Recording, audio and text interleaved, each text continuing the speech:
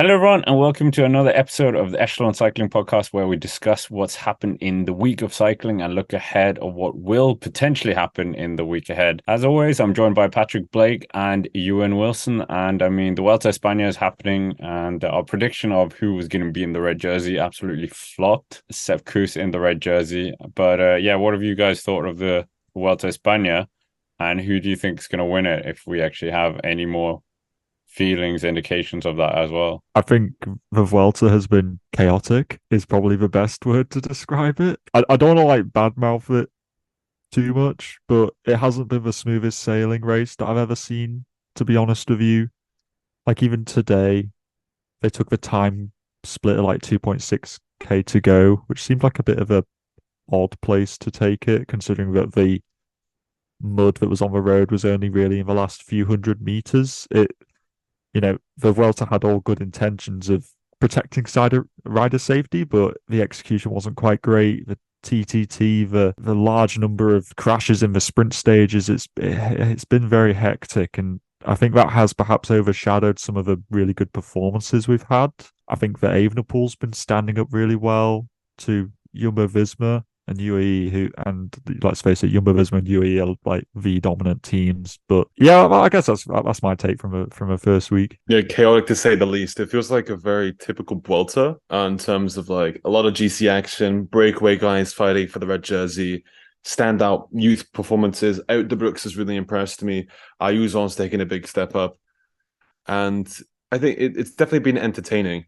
Even more chaos. The other day, I think it was on Monday or Tuesday, there was sort of an ecological protesters. They got arrested because they planned to pour like hundreds of liters of oil onto the Peloton, and the Spanish police found them just a couple hours before the race arrived. It feels like this Vuelta a España is just cursed, but the racing has been epic. Like, when are we ever going to see Geoffrey Soup win a Grand Tour stage ever again? 35 years young. Yeah, but who's going to win? None of you answered that. Who's actually the Oh, favorite? I was trying to put that off. Uh, Sepp Kuss. I mean, honestly, it's not even out of the question. I think that at the moment Roglic looks strongest, so I will probably say that I will say that Roglic will win, despite the fact that my prediction way at the start in our preview, I don't think he was even on my podium. But things change, people. The Vuelta's been chaotic, and Roglic has surprisingly got, he's actually one of the strongest in this race. It's not surprising, but he seems a little bit better than Vingegaard at least, and that wasn't entirely what I was expecting. So I'll go with Roglic. I am also inclined to say Roglic. I think he's been. I mean, I said this in the Giro as well. Times change. Sorry. Well, we'll say that, and then Vingegaard will bounce through later on in the race. But both of them seem really relaxed. Like, they seem so chill. They're so comfortable. And Roglic in Spain, I think maybe I forgot about this because last year we all know the Fred Wright thing, and we kind of had that overshadowing Roglic in Spain. But he's so good at the Vuelta. And I think Jonas is quite content to work with him to help him get that record equaling title of 4 Vuelta España victories. So I think it's going to be Roglic. But if Evenepoel takes a minute on Roglic in the TT and then holds red all the way to Madrid, I also wouldn't be shocked. But I just think Jumbo Visma with that strength and depth, come on. Yeah.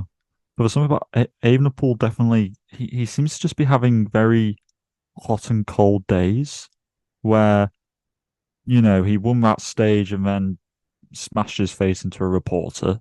And then he gets dropped by 30 seconds. And then today on the stage where the time was taken early, he was struggling to follow Roglic's wheel when he attacked. And I can never quite tell what to expect from Evenepoel. On the stage where it was like the ramp pass in Humanas, where, let's face it, nothing really happened. Evenepoel really took the group of the front row by the scruff of the neck, and just, I think Vingegaard was quoted saying that they wanted to attack, but Remco's pace was just too good that they couldn't. So Remco is still in the game by all means, but he's just so hard to guess what Evenepoel's gonna roll out of bed in the morning. But I think that he's, considering his comparative lack of team strength, he's doing really well. Yeah, I think his team are really stepping up. I think Soudal have showed some maturity in comparison to where they were last year. They were Mavericks a little bit last year in the Vuelta, but this year I feel like they've definitely matured and stepped up into that role. But that hot and cold Evenepoel form, as you were saying, Patrick, it's so true because we've seen it in World Tour stage races as well in the past. And even at last year's Vuelta, there were a couple of days where Evenepoel was really cold and he lost a minute and a half to Roglic. So with a really, really strong Jumbo Visma squad this time, they might really, really take advantage of one of these cold Remco days. And if he's on a good day, surely either Jonas or Primoz is going to be right up there. I just feel like that strength and depth, even Attila Valter, I think, has really stepped up to the plate. Jumbo, it just makes so much sense for them to win this. I mean, even UAE had 3 guys up there on that climb where Remco was bossing the field. Yeah, it is a shame, though. It feels like Remco's just missing that one man. And maybe we'll talk about next season who he could get, but or will get. But yeah, it's almost like he's going to have to win the Vuelta by himself if he's going to do it. And I just don't know against that, Jumbo machine, if he can actually do it. If he does win, though, it will, in my opinion, be one of the most deserving Grand Tour victories. Like, he will have done it sort of against the odds, if you want to say it that way, just through the way that he's kind of, stood up against the giants of the sport sort of single-handedly up the climbs. So in a way, I'm kind of rooting for him because, I don't know, it feels weird to call him an underdog, but when you are alone in a big group of 8 GC guys and you are kind of the only guy there who's solo, or to be fair, Enric Mas is also kind of flying that flag as well. I'm kind of rooting for those guys a little bit more than the juggernauts of the sport. Notice how nobody's mentioned Ayuso, but he's looked really good so far in this Vuelta. Could he legitimately be a contender? UAE been looking good. I think Soler has really impressed me in this Vuelta. And also Enric Mas. I mean, Mas finishing on the podium would also be very logical. He's been super consistent again. Yeah. I feel like it has been quite close, actually, so far. Although there is Jumbo Visma are probably ahead in the kind of battle. It is still quite nip and tuck at the moment. Even when Roglic and Vingegaard rode away, they only put something like 10 seconds into Ayuso. They only put 15 or something into Mas and Itebrooks. It wasn't that a kind of landslide of a victory. Evenepoel lost 30, and it's not like a 2-minute gap. The race isn't over, which is still making the Vuelta well worth tuning into. Sometimes the race is already over by the first rest day, but that's definitely not the case this time. So the Vuelta may have its chaotic moments in this year, but it's providing some very entertaining GC battle. And the top 10 is just very hard to predict as to who's going to come out on top, even still. Adding to that as well, we still have people left over from the breakaway on that day won by Sepp Kuss. Like Landa still sits inside top 10, who he gained a load of time on that stage. And Kuss has been still leading this race overall. So that also adds into it of where are they going to finish? In the GC. Could Landa really hang on and get a podium at the Vuelta? He's done it in Grand Tours before. We haven't mentioned Vlasov or, Itebrooks briefly, but Bora haven't, I mean, the field is incredibly strong as well. So, I can't remember seeing Vlasov at all. I think Vlasov's been... I'm sorry, I know I'm like his cheerleader, but I think he's been good. He's in that second tier. You've got all those guys up in front, really fighting it out, and then I think he's in that second tier. He'll probably finish maybe 8th, 7th in Madrid in the GC, but he'll have it's a solid Grand Tour for him. That would also complete a trilogy of top 10s in Grand Tours for him. And I guess Bora also got that, Lenny Kemner, he got his victory in the Vuelta as well. So that's a rider who's ticked off for stage win in every single thing. So if Vlasov managed to do the top 10 as well, that'll be like a double kind of full house for them. That'll be pretty cool. Will Itebrooks finish in top 10 overall? I feel like he started off really strong, but then apparently he crashed and hit his hip or something, and he just hasn't quite been the same since. I don't know, on these shorter efforts, which are a little bit more explosive, he seems to struggle. When it gets a bit longer, he seems to do a bit better. So I'm kind of hoping that when we get more towards the kind of tougher mountain tests, maybe he'll shine a little bit more. But he's really impressive. But I mean, it's not all just Vuelta España. We also have the Tour of Britain opening stage winner, Olav Kooij. And I mean, yeah, Jumbo Visma just dominating on all platforms again. Yeah, I know. Jumbo Visma dominance continues. It's like I'm watching the Formula One season and it's just Verstappen, Verstappen, Verstappen. Apart from it's just Jumbo Visma everywhere. But you got to take your hat off to them because they are, they're winning this on merit. It's not just through fluking. And they did have the strongest lead out today. In fact, they had loads of people just fully strung out in the final kilometre.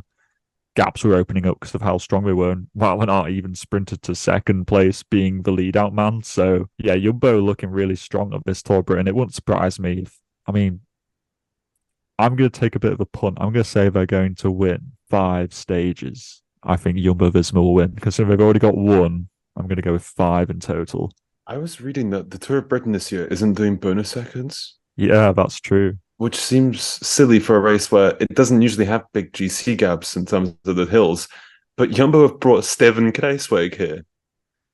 Interesting choice, but he was not the person I would have expected to come to the Tour of Britain. But they have a really, really strong team. And yeah, I mean, who else is going to win in these sprints?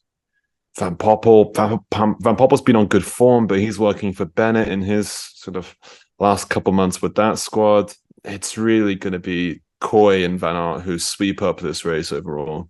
Yeah, especially since Bennett couldn't even really come off the wheel today in the sprint on stage 1. Like, it didn't look particularly promising. I would honestly perhaps like to see what Danny Van Poppel could do. I mean, he was my rider of the week last week. He was looking so good at the Deutschland Tour. Bretagne Classic, he was, Pedersen won, but he won the sprint behind him. So I think, honestly, I'd let Van Poppel give a little bit of beans, to be honest with you, because I think that he's looking real good. So form is form. And also, Bennett's leaving. Come on, just let Danny just show himself now. Let him get a little bit of his own successes before next year, like Intermarché a couple of years back. If Jumbo don't send Olav Kooij to a Grand Tour next year, I am actually going to protest. I'm going to be furious. What? Which kind of protest? Are you going to cement yourself to the Jumbo bus? I'm going to cement myself to it. I'll paint it, and I'm going to pour oil over it as well. I'm going to do the full trifecta. For our lawyers, that was allegedly, if we had lawyers. But Ineos Grandeza, yeah, they're also trying to win something again. I mean, that's not fair. But, I mean, looking at their Tour of Britain squad, you've got Pidcock, you've got Rodriguez, you've got Connor Swift, Magnus Sheffield back after that crash in the Tour de Suisse, Ben Turner as well. It's so weird. Wait, Rodriguez is there? Yeah, in the same form where it's like, why is Kruijswijk And you thought Kruijswijk was weird. Why is Carlos Rodriguez here? It's like, I think that the fact that there are no bonus seconds here must have come as much of a surprise to them as it did to us. Because it just doesn't make sense. The number of sprint stages certainly doesn't help with the kind of intrigue of the race. Considering there's just going to be so many sprints, I saw somebody say it's like somebody's just got the ZLM Tour and then just put 2 slightly hilly stages on the end of it, and I'm like, that is so true, because literally just Olav Kooij would mop up the ZLM Tour. I think having time bonuses would have made it super interesting, but now it's going to be based on countback, and countback is really hard to explain to people.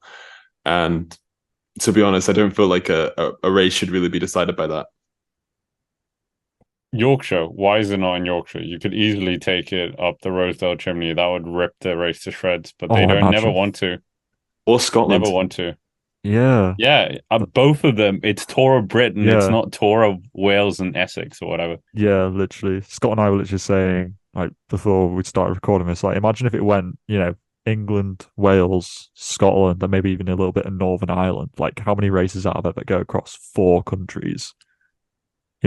That would be real cool. 4th Grand Tour. Yeah, it's got so much potential, and they're just making it be load of sprinty stages. And I'm like, I know that brings the intrigue of maybe getting the big sprint names in, but at the same time, Like, I don't know, if you made it a bit more interesting, maybe you would have got King Van der Poel over here instead of him being flown out to Bretagne Classic and getting spat instead. At least he could get spat over here. But the thing that Tour Britain, I think, has a problem with is that it's this part of the year. Like, you've got Vuelta, you've got Bretagne, then you've got the Quebecois Classics, which are coming up. So people who are going to those will have to fly over to Canada. Like, who's really been like, oh, you know what? I want to go to the Tour of Britain. No, it's like probably maybe third choice for a lot of riders at this point in the year. So I think they really had to do more to make it stand out. But back in like, what was it, 2019, there was a banging start list because like the Worlds were happening in the UK, and I think people wanted to come over and sort of get used to racing on these roads. But this year, there's no real reason. Like the Worlds have already been and gone, so there's no more reason to fly over. But should we talk about the Bretagne Classic? We've name dropped it already.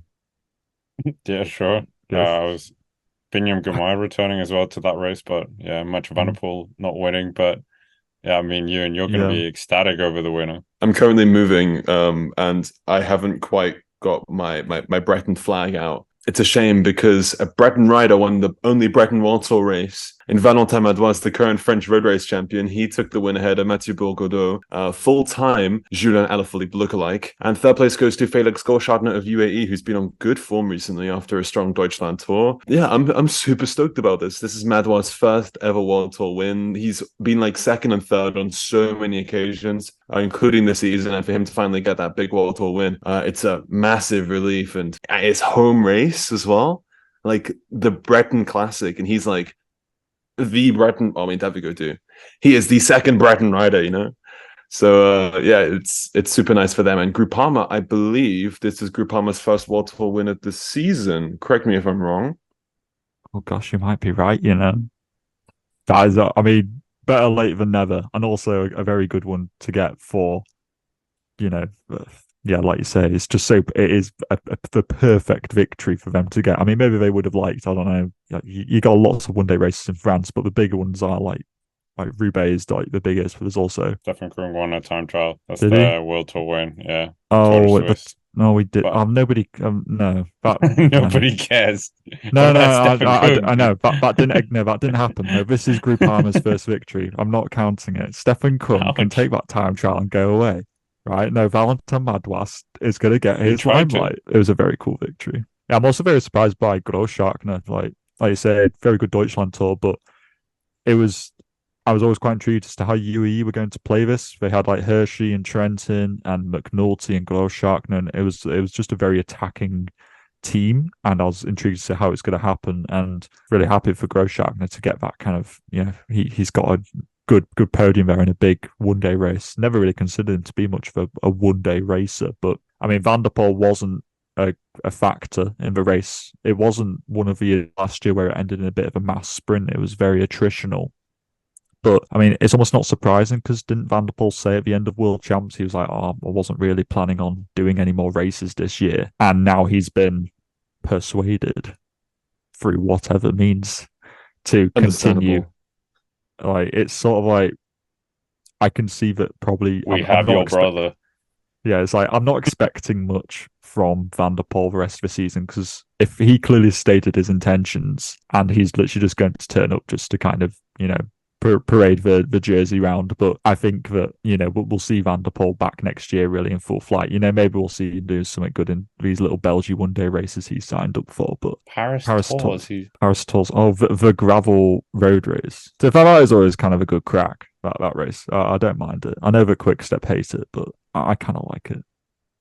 I feel like Van der Poel would really want to win that, because he is quite conscious of the cycling history, and that like Paris Tour is like a super old and like prestigious race. It isn't as prestigious now, like in terms of its UCI like ranking, but like I think he'd like to go there and win it. And it's not that well. We get the Europeans coming up as well in the Netherlands. Maybe he'll like hit some form later on in the season, but.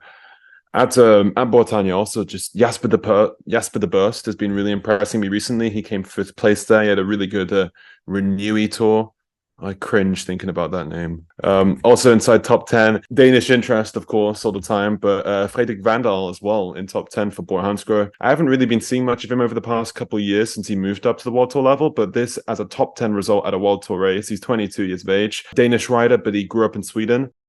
That's his little niche there. He's making a name for himself. Another one of these Bora Hansgrohe wonder kids. I mean, we might as well shift our focus onto a team that have done a lot in the transfers. AG2R Citroën moving away at some point. But Greg Van Avermaet, as we know, is retiring. But it looks like they're bringing in Sam Bennett and Victor Lafay, which has been a big story. I saw somewhere that apparently he's being paid 2 million euros, which is crazy.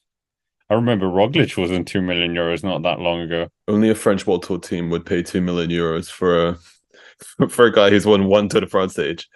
But yeah, so during and before the Tour de France, it was suspected that Lafay was moving to Ineos. However, by the end of the Tour de France, well, he had loads of teams interested in him on the World Tour level, but it seemed like he was comfortable to be staying at Cofidis, who were going to give him more money for him to stay. However, at the last minute, Cofidis were outbid by AG Citroën.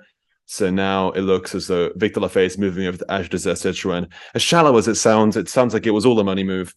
Understandable, and his stock value exploded after the Tour de France. Understandable after what was a really strong opening week, and yeah, it looks like Lafay's heading over. That'll be cool though. He'll be there with Cosnefroy and Aurélien Palipentra. Thank you. Yes, Aurélien Palipentra. In these punchy classics, but yeah, intriguing. It's a shame for Cofidis because he was quite a good little asset for them, but I guess they'll be fine in the years going forward. They've already got some decent World Tour points from Lafay this year. Yeah, I think that I would say that him going to AG2R over Cofidis is like a slight improvement. I would probably say. I don't know. I feel like AG really underperform in the Spring Classics. They do, and Cosnefroy is literally as predictable as the British weather. Like, he is so hot and cold. Like, do you remember last year? It's like nothing. Quebec. It's like what? Where did that come from? Like, that's why I was like, Cosnefroy is going to come last or first in the Bretagne Classic today, and I think he came 28th. So wherever, but. Yeah, I think, like, I don't know if Lafay, I just add like another element, but I do consider him and Cosnefroy to be quite similar-esque riders. They fulfill a lot of similar qualities, so I don't know whether AG2R have got fed up of Cosnefroy's inconsistency, and they're just like, well, you know what, he'll be the man when he's on a really flying day, and then we've got Lafay there as like as our backup as well. But I guess moving on to Bennett, I think that's a good move at AG2R to get themselves I'll call him still like a premium level sprinter. I think that he still warrants something like that. He was very good in Paris-Nice, although he is usually quite renowned to being good in Paris-Nice, maybe because of Sean Kelly, and he feels like this need by the overlord of Irish cycling to be in good form for Paris-Nice. But yeah, I feel like that's a good move for AG2R to get themselves a good sprinter in there. I always feel like they always lack the sprinting quality, so I don't know how he's going to work there. Their lead-out trainer is not particularly well-renowned, hence their lack of sprinting prowess. But I feel like it's a good move for them. Maybe not for Bennett, but yeah, I definitely think, like, also, I know I emphasize it a lot, but the geography of the French teams. Victor Lafay is from Lyon, which is in Auvergne-Rhône-Alpes, which is the home region of AG Citroën, so maybe that also played into it as well. Cofidis is a northern team, but for Bennett, he trained in France, riding for like French continental teams, and then with Française des Jeux. I think it makes sense, and getting more realistic about his chances. It should be pretty easy for him to get a Grand Tour start next year. Hopefully a Tour de France, but yeah, depends what O'Connor does during the season. Yeah, I mean, he has 2 Tour de France stage wins to his name. Does that mean he's on 4 million? I'm sorry, I'm still shocked by this 2 million thing for a guy who's won a Tour de France stage. Does that mean every single Tour de France stage winner and is the Giro suddenly stage 2 million? He's got 2 Grand Tour stage victories to his name. Please, Sam Bennett 7, so or more actually. No, 7. No, more. Yeah. Sam Bennett's a 10. multi-millionaire now. Yeah, exactly. Yeah, I mean, we know they have a lot of money. Getting rid of Greg Van Avermaet as well, but I just feel Yeah. like Golden Greg does probably, what was live he up on? to. I don't know, but you can bet that guy was probably on some hefty, mentorship funding. Like the guy's like probably Yoda to the Peloton. Like he's pretty invaluable. And also his buddies as well, like Michael Scher and Hayes van Hoeke, that they also came across with Van Avermaet. So now I think they're all like leaving, or they have already left. That'll free up some space. But a transfer I really like the sound of that came out this week. Matteo Fabra of Bora Hansgrohe to Eola Cometa. This is super exciting. I feel like this is going to be such a good transfer because Eola lost Fortunato, who's like their big climber. Now they're bringing in Fabra, who's super exciting, and I feel neglected at Bora Hansgrohe. Yeah, this should be a good one. They need to sign Aliotti as well because that him and Fabro in like this holy matrimony of Bora neglect, I think will really spur on Aolo to success. Here Bring you go. in Matt Walls as well, and you've Oh gosh, Yeah. you've got it all sorted. Literally. Yeah, true. Who else has been neglected by Bora Hansgrohe? I don't even know. Higuita. Yeah. Who did Bora sprint for Higuita next year? neglected himself. That's kind of true. Bora don't have a sprinter for next year. Like I've got Van Poppel and Welsford. Oh, to be fair, those are sprinters.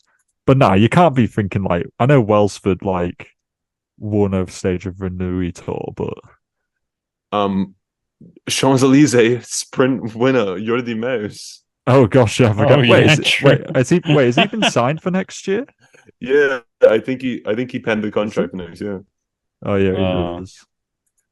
Yeah, okay, Ralph. Forget what I said because apparently they do have a sprinter. Basically, but this is all just in my agenda to free Danny Van Poppel and make him the sprinter, the main man of Bora Hansgrohe. He's been released from Bennett. Give the man some freedom, please. I mean, he was so young when he started the tour, so everyone was thinking he was going to be the next big thing, but alas. It didn't help as well that he was like Sean Kelly's protege. Like he grew up in the same place that Sean Kelly grew up, and there was all this expectation because he was like the first real Irish sprinter since Sean Kelly, and he started winning super young. But it should be intriguing to see what happens now that he's maybe taken a step down. But I really liked the idea of I was talking about Danny Van Poppel. I don't know who you're talking about. I mean, I know voices. who you are talking about. I'm hearing voices. It's cognitive dissonance. Yeah, Van Poppel, good. Yeah, dad. Oh, yeah, he had a good dad, so that was expectations. Sorry, I don't know what happened there. Maybe I'm just delirious. But nevertheless, one guy who everyone here likes, Tadej Pogacar.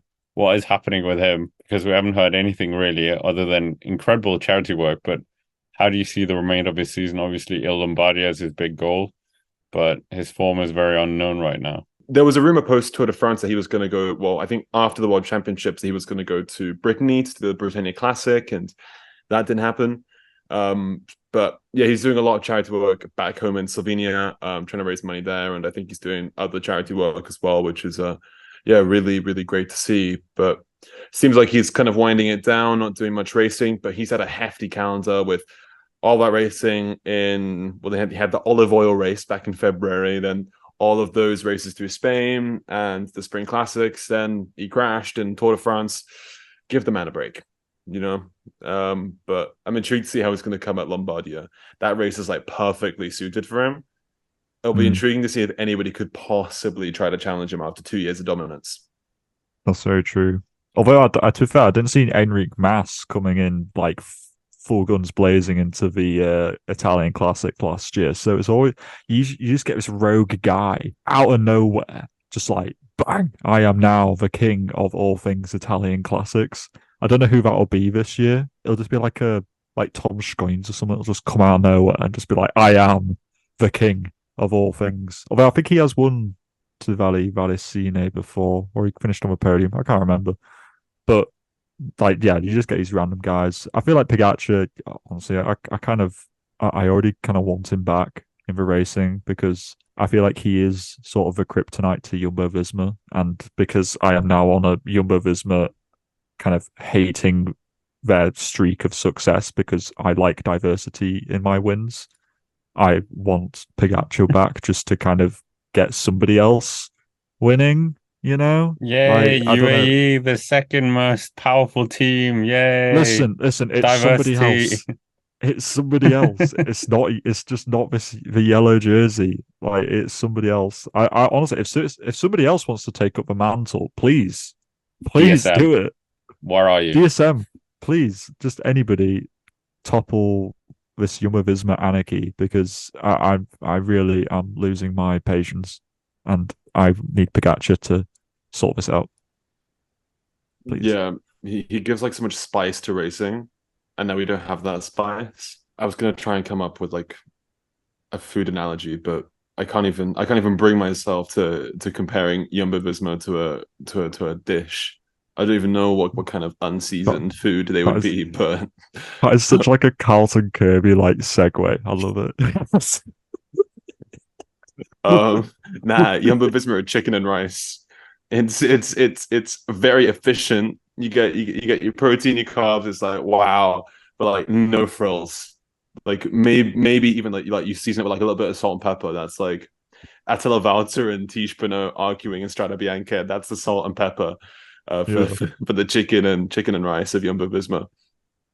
Whereas Evenepoel is literally just sriracha sauce because he just goes and just crashes into reporters and just starts like accusing the Vuelta of trying to kill the riders. Like that's he is like a furnace of just a spice implosion.